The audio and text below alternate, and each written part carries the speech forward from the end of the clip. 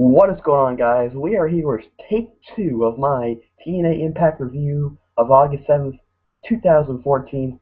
Sorry, guys, we were watching the first one that I started to try out, but something happened. My computer for some reason didn't respond, and Google Hangouts wasn't responding, so we had to do this over again. It's alright, guys. It doesn't matter. 2 times is always the charm, right, guys? So you can tell from this title of this, get the tables of my TNA Impact review. You already know it's going to be a hardcore night for TNA, and it definitely was that. And they set the pace for the start of the show when Impact opened with a cautionary note to parents regarding the strong nature of this episode.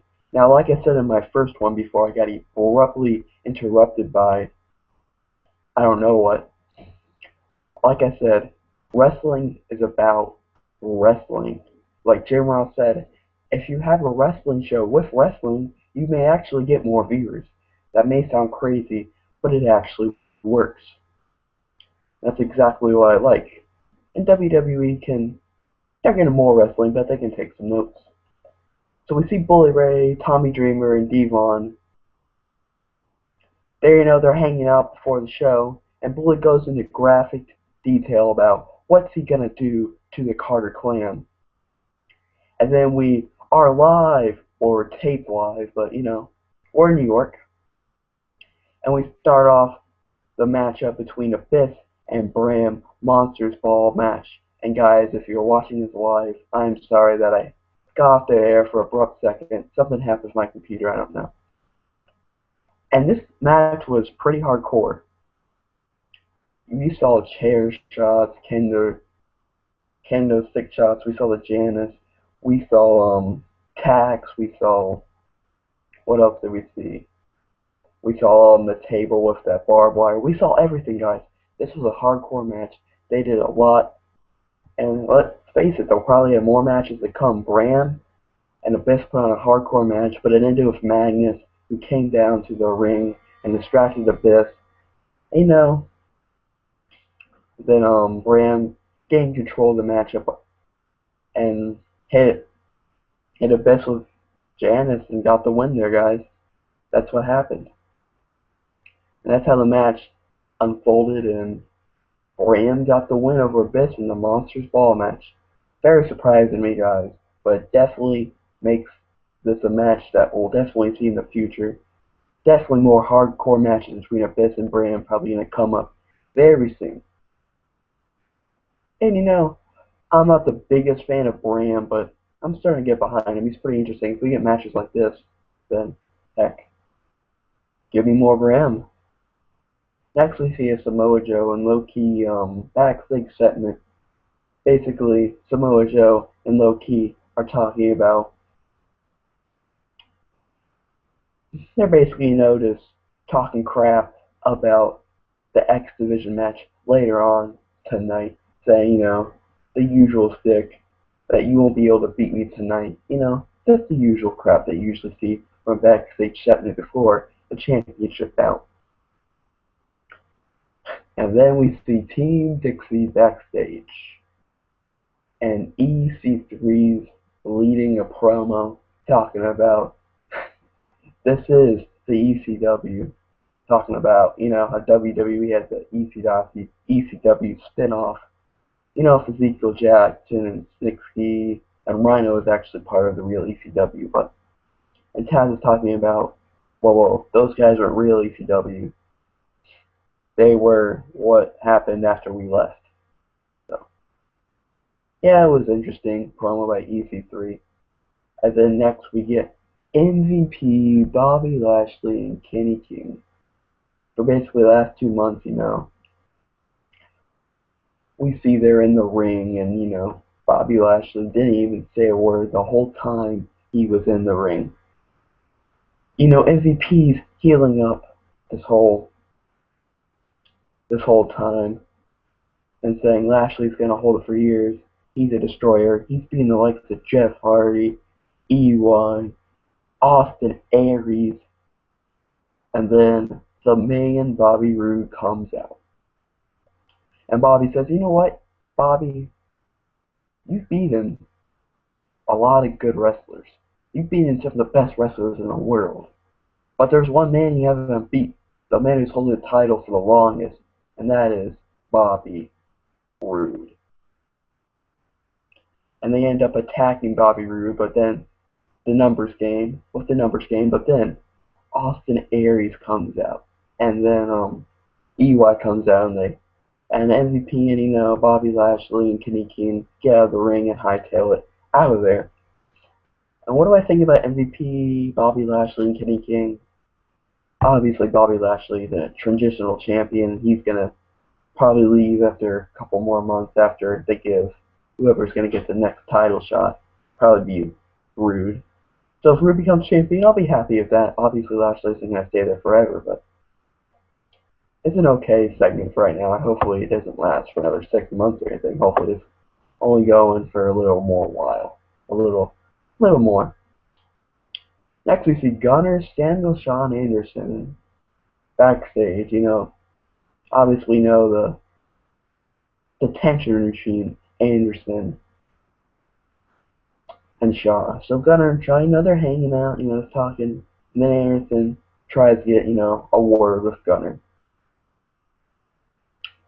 And they're talking about trust. How obviously Anderson isn't going to trust that psychomaniac, and we learn they're gonna have a match tonight. Then next we see Bully Ray, Tommy Dreamer, and Devon again. We get another backstage segment of Team Bully in which Bully plays up their mystery partner for later tonight. Wonder who that's gonna be, guys. So a little suspense for later on in the show.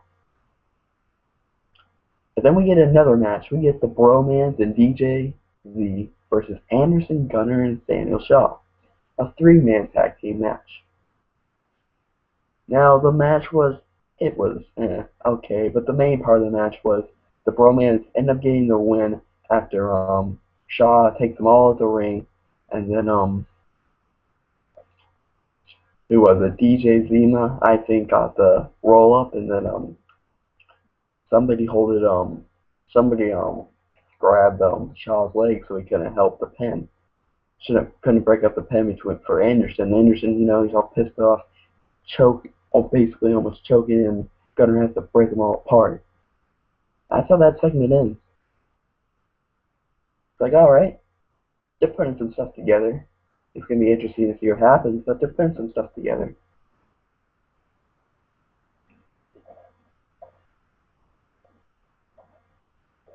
Some nice teeth.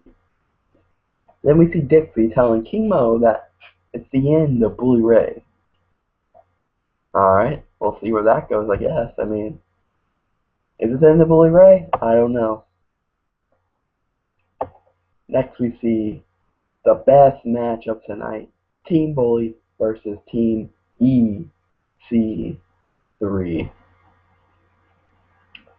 It's an Extreme Weapons match, and basically it's an 8-man tag team, so one person will come out, and then one person will come out probably every 3 minutes or something, I guess. Wasn't really counting. So, they're going at it, doing everything Extreme Weapons match that happens in Extreme Weapons match. Everything's happening. Team Bully ends up getting the win. Interesting. I'm not really going to go in that much detail into the match. The only thing we'll say was Al Snow was the mystery opponent, or the mystery teammate for Bully Ray. So, that's all I really got to say here. It was a great match.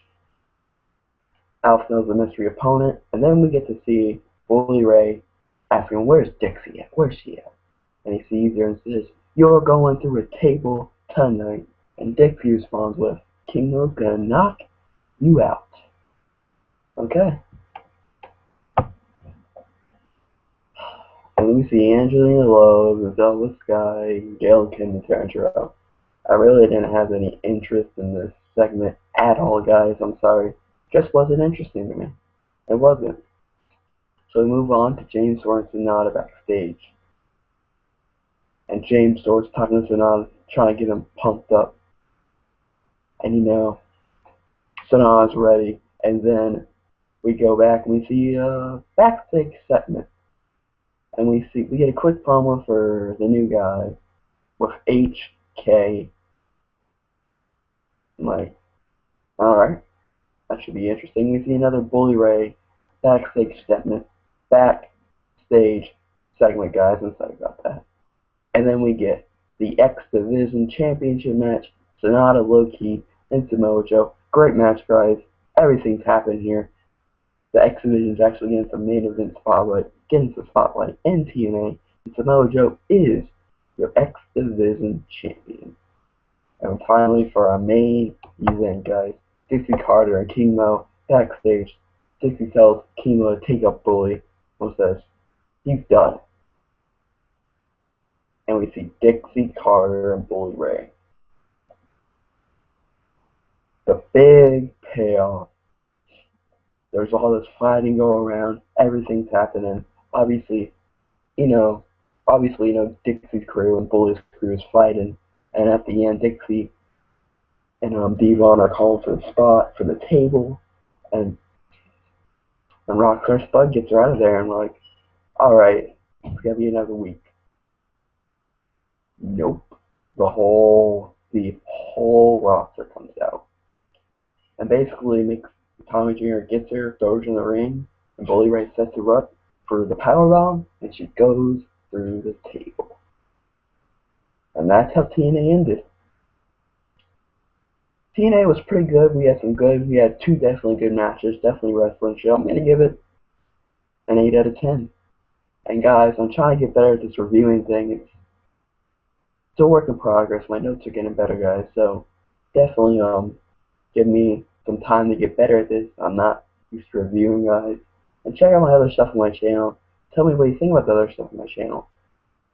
So guys, 8 out of 10 for TNA. It was good. I'll see you all on Friday for my Friday Night SmackDown review.